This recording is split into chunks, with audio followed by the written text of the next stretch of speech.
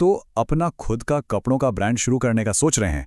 देखिए, आपके डिज़ाइंस को सपनों से निकालकर हकीकत में लाने के लिए जो सबसे पहली और ज़रूरी चीज़ है, वो है सही प्रिंटिंग टेक्नोलॉजी को चुनना।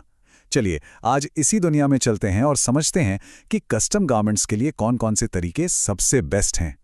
किसी भी नए अपैरल बिजनेस के लिए ये शायद पहला और सबसे बड़ा फैसला होता है। ये सिर्फ एक टेक्निकल चॉइस नहीं है। यही वो फैसला है जो आपके ब्रांड की पहचान, उसकी कहानी और उसकी कामयाबी की नींव रखेगा। तो आज हम क्या-क्या करने वाले हैं? सबसे पहले तो ये समझेंगे कि आखिर ये फैसला इतना बड़ा क्यों है।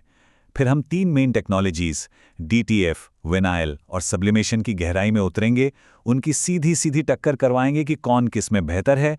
और आखिर में, अगर घर से ही अपना स्टूडियो शुरू करना है तो उसके लिए क्या-क्या चाहिए, उसकी एक पूरी चेकलिस्ट भी देखेंगे। जैसा मैंने कहा, ये कोई छोटा-मोटा टेक्निकल फैसला नहीं है। आप कौन सा प्रिंटिंग का तरीका चुनते हैं, इसी पर सब कुछ टिका है। मतलब आप किस तरह के कपड़े बना पाएंगे, उनका लुक और फील कैसा होगा, और तो और आपका पूरा बिजनेस मॉडल भी इसी पर निर्भर करेगा। तो चलिए सबसे पहले बात करते हैं डीटीएफ की, मतलब डायरेक्ट टू फिल्म।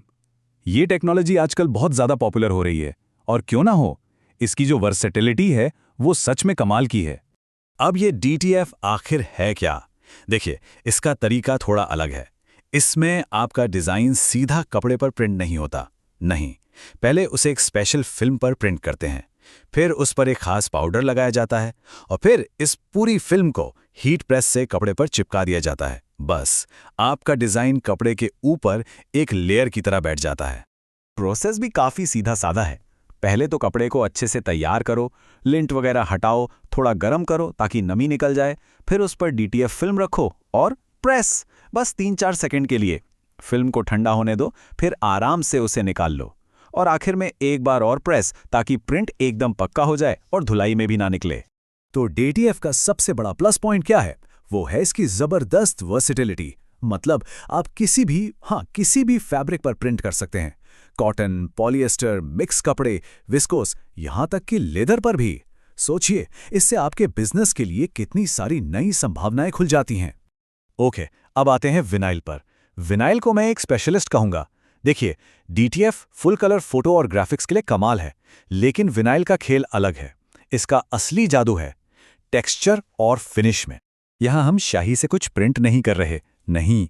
विनाइल में क्या होता है कि एक रंगीन शीट होती है और एक मशीन, जिसे प्लॉटर कहते हैं, उस पर आपका डिज़ाइन काटती है। फिर जो फालतू का विनाइल है उसे हाथ से निकालना पड़ता है, और फिर तैयार डिज़ाइन को हीट प्रेस से कपड़े पे चिपका देते हैं। और इसी तरीके की वजह से वाइनल में जो फिनिश मिलती है वो बेमिसाल है। जैसे कि पफ वाइनल, जो डिज़ाइन को 3D यानी उभरा हुआ बना देता है, या फिर मेटालिक और ग्लिटर, जो ऐसी चमक देते हैं जो कोई इंक नहीं दे सकती। और भी हैं, जैसे फ्लॉक, जो मखमल जैसा फील देता है, या फिर ग्लो इन द डार्क, मतलब दिन में भी अच्छा दिखे और रात में भी। हाँ, एक बात का ध्यान रखना जरूरी है, क्योंकि इसमें हर रंग की शीट को अलग से काटना और लगाना पड़ता है, तो ये बहुत सारे रंगों वाले कॉम्प्लेक्स डिजाइन के लिए ठीक नहीं है। ये सिंगल कलर वाले डिजाइन, लोगोज और टेक्स्ट के लिए बेस्ट है, जहां आपको एक बोल्ड, हाई इंपैक्ट लुक चाहिए। चलिए, अब चलते हैं हमारी तीसरी टेक्नोलॉजी पर, सब्लिमेशन। और ये इन दोनों से बिल्कुल अलग है। यहां हम थोड़ी साइंस की बात करेंगे, क्योंकि इसका काम करने का तरीका ही एकदम हटकर है। सब्लिमेशन में क्या होता है? यहां प्रिंट कपड़े के ऊपर नहीं बैठता, वो कपड़े का हिस्सा बन जाता है। एक खास स्याही को जब बहुत ज्यादा गर्म करते हैं तो वो स्याही गैस बन जाती है, और ये गैस कपड़े के धागों के अंदर जाकर उन्हें परमानेंटली रंग देती है। इसका नतीजा, आप प्रिंट को छूकर महसूस ही नहीं कर सकते, जीरो फील। और ये प्रिंट उतना ही चलेगा जितना खुद कपड़ा। लेकिन एक मिनट, ये सिर्फ पॉलिएस्टर पर ही क्यों काम करता है, कॉटन पर क्यों नहीं? वजह है फाइबर की बनावट। जब पॉलिएस्टर को गर्म करते हैं तो उसके रेशे, मतलब धागे, खुल जाते हैं, जैसे कोई दरवाजा खुल गया हो। स्याही वाली गैस अंदर चली जाती है, और जैसे ही कपड़ा ठंडा होता है ये दरवाजे बंद हो जाते हैं, और स्याही हमेशा के लिए अंदर कैद। कॉटन के साथ ऐसा नहीं होता। गर्मी से उसके रेशे खुलते नहीं, बल्कि जल जाते हैं।